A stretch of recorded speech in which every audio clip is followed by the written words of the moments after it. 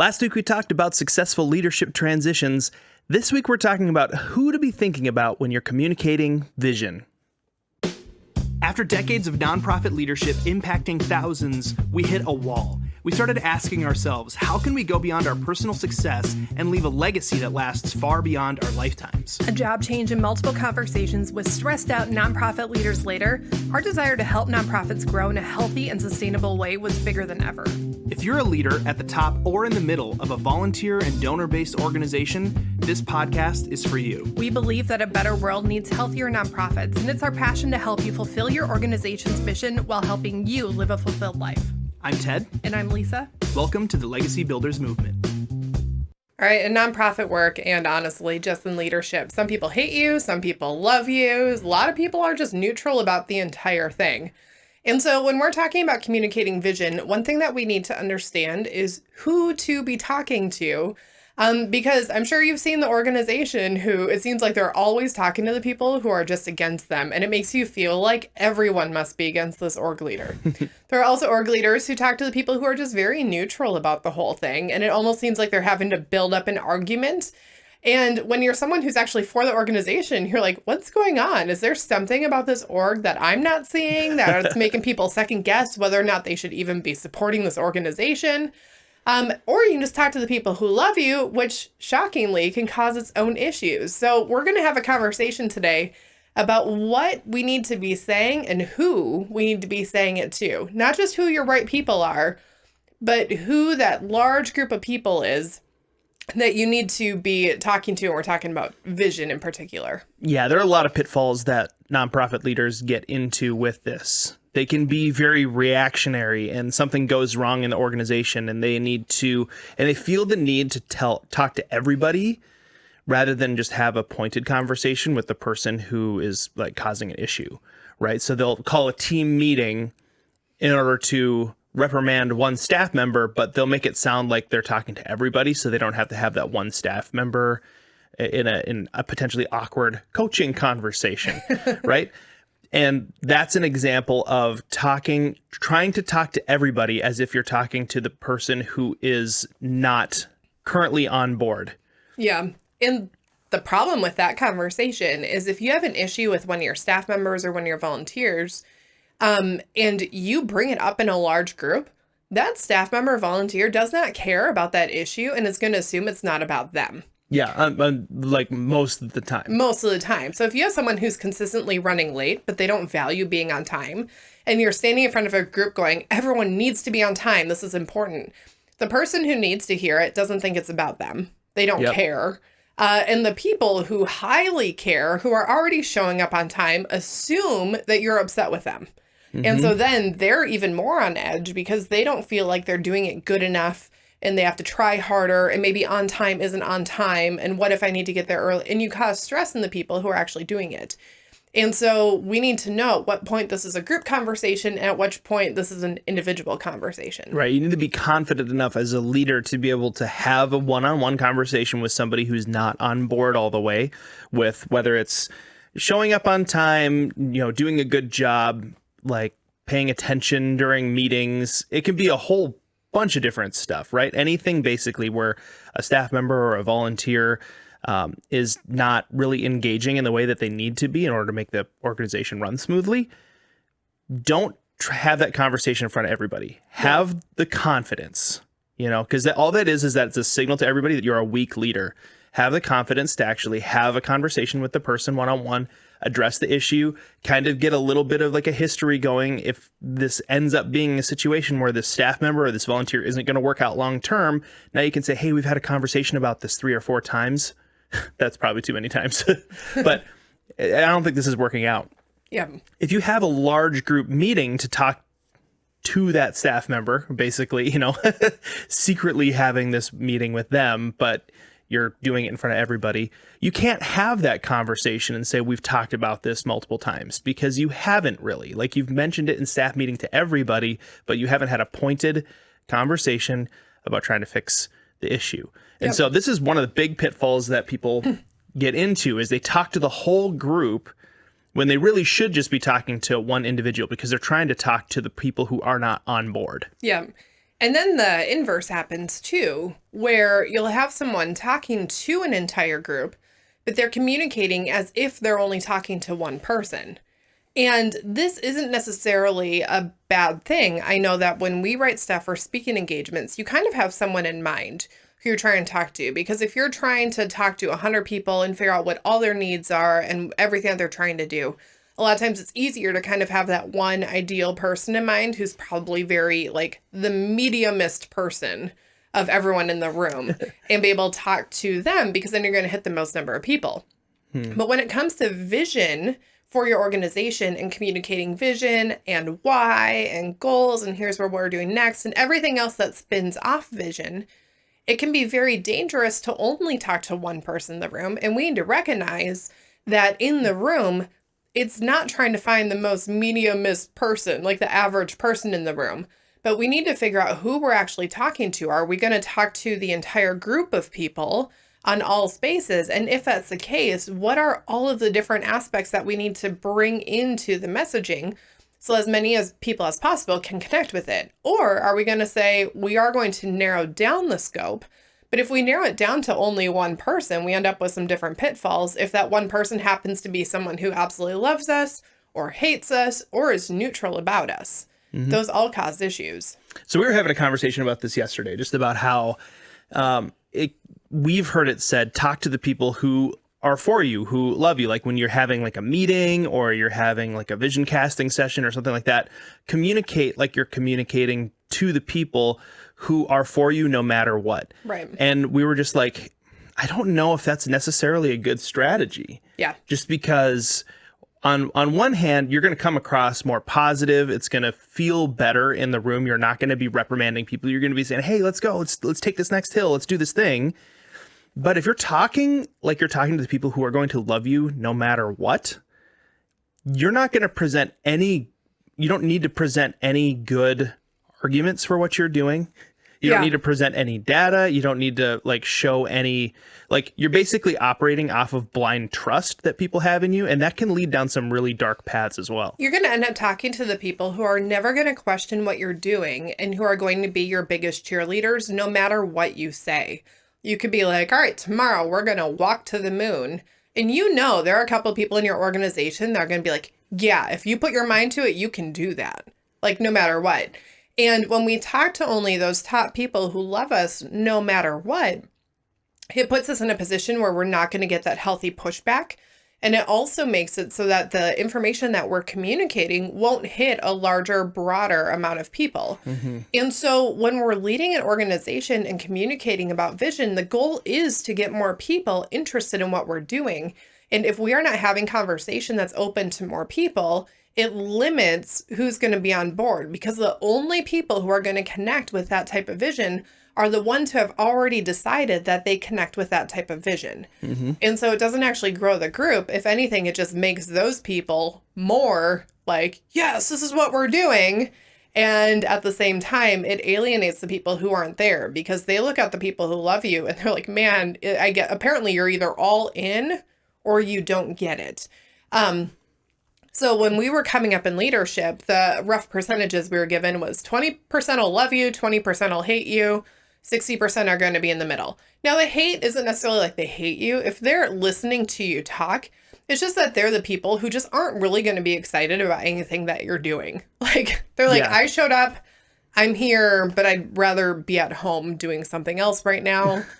You know, they're the kind of people who, like, if you give them leeway to, they will totally be on their phone for the whole meeting. Yeah. Like, it's that kind of stuff. It's that kind of stuff. And so when we were coming up, we would hear people say, only talk to the 20% who love you. And through many years of leadership and working with different organizations, we look at that now and we're like, no, maybe though, instead we should be talking to the 40%. The 20% who already love us, we don't want to ignore them and be like, well, you don't matter. You're already in. We don't have to try. But then also that next 20%, the people who want to be on board with what you're doing, who are interested, who have a generally positive feeling about you, but they're still kind of trying to figure out if this is something that they really want to commit to helping, or that they really want to commit to working with you. I think those people who find themselves in the middle more often are just less driven by emotion. Like The people who are in the top 20% are just emotion driven. You can hype them up. You can be a charismatic leader and they will just follow you blindly. And that can be really, really helpful in organization when you're trying to like just make things happen. But the next group of people, they want to be on board, but they just need some handles. They need some data. They need some strategy. They need to know that things are being thought through. And they just want to be reassured that things are being thought through and that this isn't just a bunch of hype that they're going to be held to.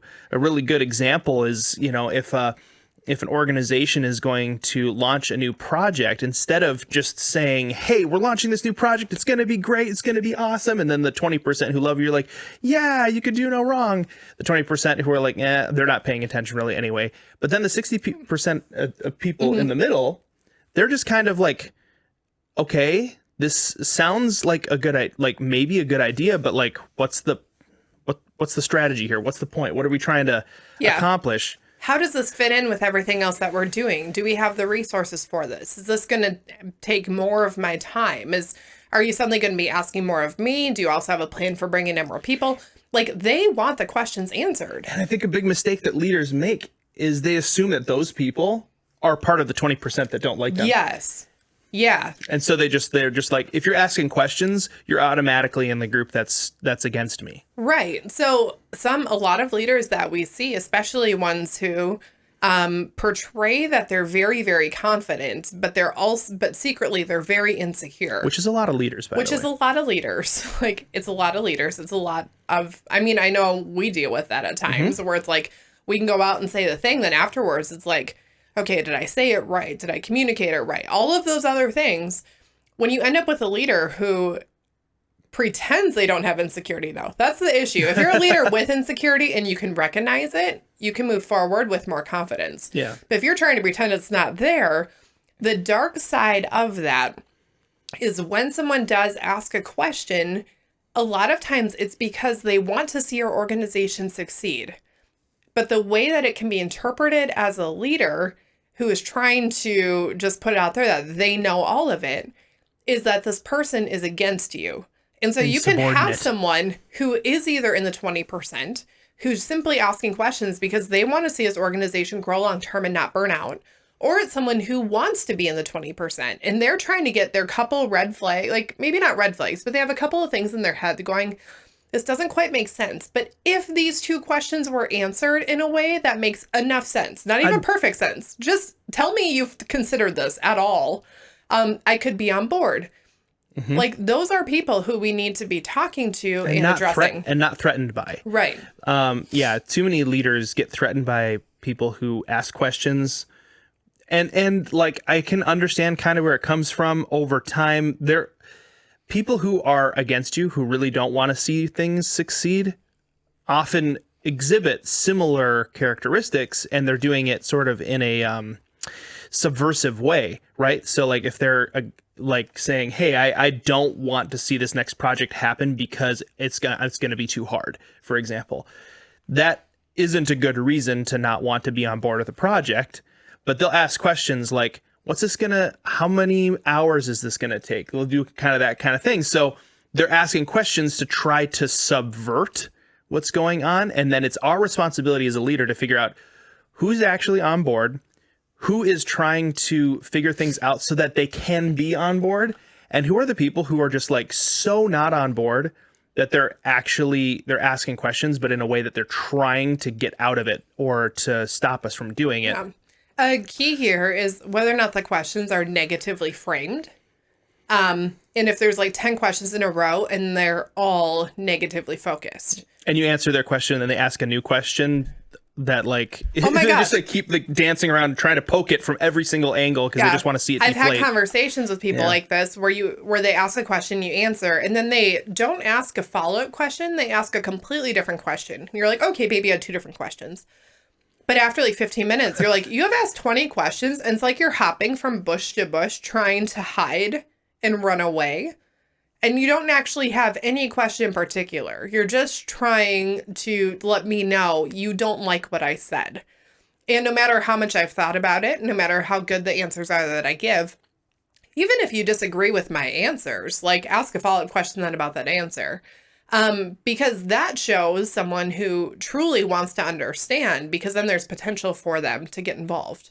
But we need to be able to, as leaders, figure out the separation and figure out who the difference between those groups of people. Otherwise, we'll end up having someone who really wants to be a part of what we're doing, ask a question, and our natural egos will be like, what? No, Threatened. I've thought about this. And as a leader, you probably have thought about most aspects of this. And before you're going public with any of it, there has been extensive conversation about this. But we need to know that we have a responsibility to the people that we're leading and to the people that we want to lead in the future to answer their questions, even if we feel like we already answered them 60 days ago, because they have not been answered yet. This is the first time that they're hearing about it. And part of this is recognizing that this person, when they're asking a legitimate question, is giving you permission to lead them to the answer. But they are not obligated to give us permission to lead them to a second answer in the future. And so the way that we treat them right now will really help them decide if they are going to get on board, start moving toward getting on board, or if they're going to say, this leader doesn't know what they're doing. They're a great public speaker, but there's nothing of substance behind it. I'm out. Yeah, I was going to say that a really, really great way to turn somebody from the part of the 60% that just wants to be on board and needs a little bit more information. A great way to turn that person into somebody who doesn't care is to consistently be threatened by their questions and never answer them and never actually give them the time of day. Like, they will quickly become somebody who says, I don't think they're thinking through this. I don't think they actually even have answers. It's kind of like growing up and, you'd ask I'd ask an adult at church a question about faith and they'd be like, oh, you just got to have faith. And they didn't have an answer. So they just gave well, don't doubt, so they had bad answers or no non-answers. If you give bad answers or non-answers enough to somebody in that 60%, they will become part of the 20% that is like, I'm on my way out of here. Right. Because you have not actually thought through or don't have the confidence to just tell them straight up. Because sometimes somebody might come to you and say like, hey, what's this going to do to our workload? And you need to be able to say, it's going to increase your workload. Like, you have to be able to confidently say, we've thought through this. We know that this is going to increase your workload. And they're like, I can't handle that. Then you need to be ready as a leader to say, let's talk about that and see if we need to make some hiring decisions, increase some volunteer roles that are underneath you, or whatever it is. But you can't just give them non-answers or say, well, it's going to increase your workload too bad. That's not good either. You're working in a nonprofit. You're probably not paying them super well, or they're a volunteer.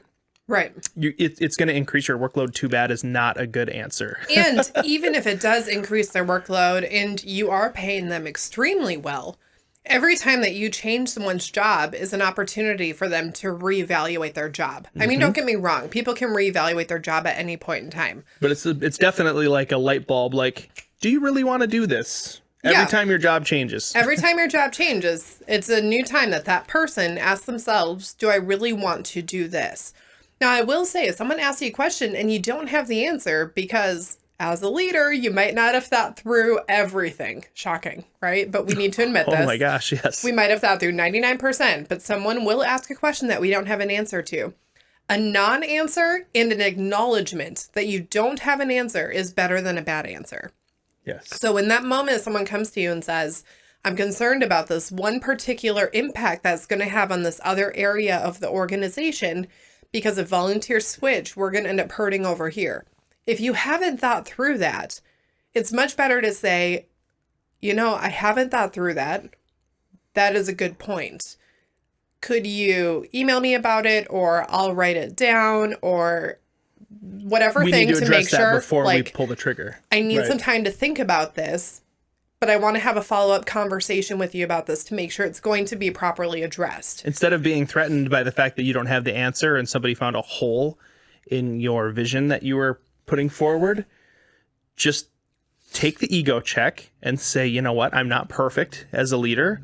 Of course I didn't think through every single contingency. And this is why I have staff or volunteer leaders, is because they can see things I can't.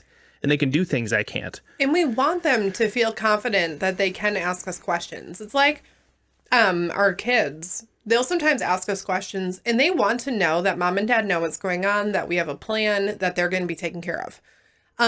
But there is something comforting for them, especially as we're getting into the teenage stage, that they can come ask us a question and have us look at each other and say, you know, we actually need to talk about this. We haven't had to deal with this before. We need to have a conversation. Can we have a conversation tomorrow morning? And we'll have an answer for you then. And then we can discuss it. Our going into teenage years, like our children want that because when they were 2 or 3 or 4, we were able to say yes or no. As they got older, they learned how to ask why and to push back. And at certain ages, we needed to say, no, you haven't earned that. You don't get to do that right now. I'll answer you sometimes, but there are times that you simply just need to listen because I'm not going to explain why as you're running out into the street. I just need you to listen. But as they get into an age where their thoughts are becoming more like developed and more thought through, we need to start engaging with questions in a way where we have space to say, time out, I can't give you a fast answer. This is something legitimate. We need to have a conversation and we will come back and let's have a discussion about this so that we can figure this out in a way that makes sense for our family. Likewise, your volunteers and your staff and your leaders under you and the people that you are influencing and the people that you are vision casting to, the ones who are already for you and the ones who are trying to figure it out, they need leaders who are willing to say, I don't know, but that is important. Yep. And we are going to have a conversation about this and we will get it figured out before we take action that accidentally destroys a different area of this organization. One of the fastest ways to torpedo a whole area of your organization is to move too fast, ignore the red flags, someone else that has built up enough trust over time that you should be paying attention to them, ignore those and just see one thing start to grow, another thing crumble, and in the end, there's this ripple effect and your whole organization drops by like 10% simply because you accidentally lost trust through the process. No, it's really, really important to allow people who have earned the trust in your organization to ask questions and to think and to carry some of the burden of the potential downfalls of starting new projects or whatever it's going to be. Like, you have to allow them that because, again, people are going to fluctuate also between, like, in different stages of life. They're going to be in that 20% that's like, we'll follow you no matter what.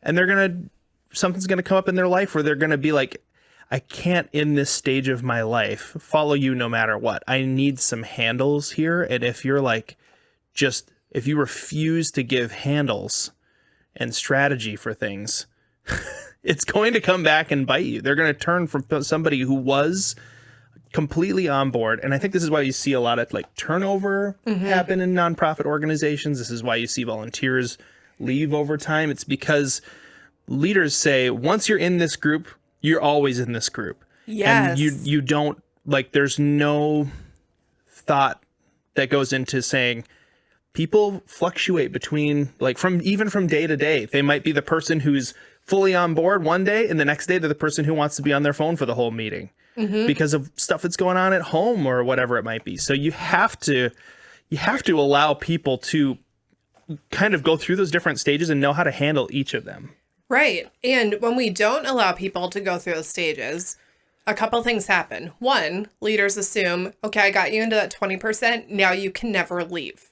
Like it doesn't matter what you say, what you do, what you ask. I'm going to treat you as if you are in here and you can never leave because you opted in. Now you're not allowed to opt out. They wouldn't necessarily say that, but it becomes like this thought process of as soon as we get someone in, they're in for life. And they can't question anything. And it changes the way that leaders treat that group of people subconsciously. Like, I don't think any leader is going, now I don't have to try anymore. But when you have that mindset, it's easy to fall into that. And we can't do that as leaders. Secondly, if you go into it with the mindset of once people are in with our organization, they're forever in, it automatically breeds the idea of if you're not in, you're out, which very quickly can turn into if you're not for us, you're against us. And then pretty soon, instead of having the spectrum of people, some who are all the way in, some who are all the way out, and a lot of people who want to care or who do care and want to be involved, but they're just not sure yet, there isn't space for them and they become part of the out naturally because they're not 100% in. And neither one of those mindsets, like as a leader, you know that neither one of those is healthy. At least I hope you do. If you have the mindset of if you're not for us, you're against us, I would challenge you to like maybe open it up a little bit and make space for the people who want to be for you. They just don't have enough information yet. Because you including information for those people will actually help your organization grow over time. It also makes it so the ones who are for you, when they go through a life change where they need to step back for a season, they don't feel like stepping back means stepping out. And if you can create space for them in your organization, your retention will be higher. Absolutely. No, I was going to say it's that black and white mentality. It says if you're not for us, you're against us as a nonprofit organization. Or another way that like I've heard it said is like, on mission, off mission, or on board, off board, or on the bus, off the bus. There are a lot of different like things that are thrown around in nonprofits and for-profits. But whatever language you're using, realize that there is a squishy middle that is very big. It's a very big middle. They're like the for us or against us are two opposite ends of a spectrum. It's not like two groups of people. It's a spectrum of people. And so you need to be thinking, how do we help people navigate through? If you're not for us, if you're not like on mission, or if you're not like just driven by the cause or whatever language you're using, it doesn't mean that you're not going to spend time with that person. It doesn't mean that you shouldn't talk with that person and involve them in stuff, because they might not be all the way on board yet, but they might be ready to. They might be saying, I want to do this. I just need training, or I need encouragement, or I need coaching, or I need, or I just need a couple questions answered. I need a little more information. And you don't always want the people who are always 100% on board. No. Always. Like if those are the only people that you're talking to and communicating with, that also means those are the only people going out into your community talking about what your organization is doing. And they're going to talk about it in a way that's irrelevant to other people, that other people don't understand, and that other people start to look at and they're like, oh, you are like, really, you drank the Kool-Aid. Yeah, you're in a cult. Like that's where that comes from. If you only ever talk to the people who are always hyped up about you every single and thing, everything that you do as a nonprofit, and then they go out and they're like only emotion-driven, hype-driven people, and that's all that they can communicate because they don't know any of the statistics. They don't know any of the metrics that are making the organization and the cause change. All they know is the feeling and the hype. There's an organization where we live. This is not a negative example. It's a positive example. There's an organization where we live that does a great job of engaging with the community. And they do a great 5K every year. That's just growing year after year after year. And I was talking to someone who was like, yeah, we're participating. And I was like, oh, cool. Why? What are you doing? They're like, well, I mean, we've met the leader. We know some people who the organization has helped, and it seemed like something fun. So we're going to go participate. And we're actually getting like a team together to join us. And we want to help some people. And because their response was not, this is the organization, here's what you should be a part of, but we know nothing about it, and we're just going to tell you that you should be a part of it. Because their conversation with me was so average. It was so wonderful that it intrigues other people to want to learn more. Mm-hmm. Where if the only people that you are engaging with are your top 20%, and those are the only people talking about your organization, someone who is just average, asking them like, so what are you doing with that org? And then they're going to vomit. And they just vomit everything that's hype and emotion based with this. But you have to care like I care. That impacts the way the entire community sees you. And you might feel like you have people who are completely on board with you while you're in your building, and you do. But it might not actually be as healthy as it feels good. I'll say too, big giant problem with only talking to the 20% that are super for you all the time. Also, if you haven't picked up on this yet, maybe this will help you. You're creating a super unhealthy echo chamber. Yeah. Where you push out all the people who are even slightly on the fence about being like sold out about your cause. You're pushing those people out because they're not part of the 20%. So they feel left out. all the time. So they leave. So the only people who are left are the people who will go with you no matter what. Guess what? You're not going to have anybody giving you good advice anymore. You're not going to have anybody saying, are you sure about that? Because those people are all gone. They all left. And you created this by only talking to that 20%, by only thinking about what they wanted to hear rather than saying, how do we actually bring more people into the fold in a way that is logical, strategic, makes sense. We're communicating stories and metrics, and we have good systems. We're getting people on board through ways that are healthy instead of just hype-based. Yeah. And I think with that, when you're only talking to the 20% and you have that echo chamber, the 20% that ends up staying the longer and longer and longer that your organization is around gets distilled to the people who are willing to put everything else on the back burner for your organization. And as a leader, sometimes in you're an like, unhealthy way. Yeah. Like their family, their jobs, their... Right. You might hear that at first and be like, well, then I'd have really committed volunteers. It's the kind of commitment that that from the outside, people question what you're doing that makes someone act in that way. Yep. It's not a healthy commitment. Not in a good way. They're not like, wow, that person really cared. They're like, why are you at that nonprofit so much? Right. You have a family, you have a job, and you're not doing what you're supposed to be doing because you're sold out there. Yeah. Let's get some balance here. And the other thing that happens to your leadership style is when you get used to only talking to the 20% and then only surrounding yourself with that 20%, eventually you become, it's like the ability to answer questions or to tolerate having questions asked decreases over time. Yep. And so suddenly in the past, where It's like an immune system that gets out of training. Yeah. Yep. It's like someone would ask a question in the past and you'd have time to answer and you'd understand, okay, we need to have part of this conversation. You have more nuance. Over time, because you're so used to the people who are just always for you, that when someone asks any question, even if it's a completely legitimate, valid, this is important and could have major impact on the organization question, it's seen as someone who is against you personally. And once that starts to happen, your leadership style changes in a way that you might not even be aware of. You probably aren't if this is you. If you're still listening to this and you haven't, and you're not like, this doesn't exist, then it's probably not you. But it will start to change your leadership style that will become tolerable only to the 20%. Yes. Yep. And that causes, then we're just in a whole different place. So it really is a spiraling and snowballing situation where it can get out of control if you completely only lean into that.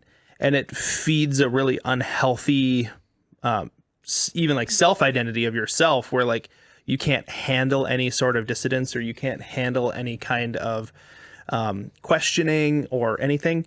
Because like, if you're a confident, strong leader, you should be able to handle questions. You should be able to field objections. You should be able to actually help someone along the journey of understanding about your organization and showing them real statistics and numbers on how you're getting there. And you should be able to handle someone saying they don't care about your cause and not immediately hate them as a person or not assume something is wrong about them. Yep, absolutely. I don't know what your cause is. Like maybe you're working to feed people in your community.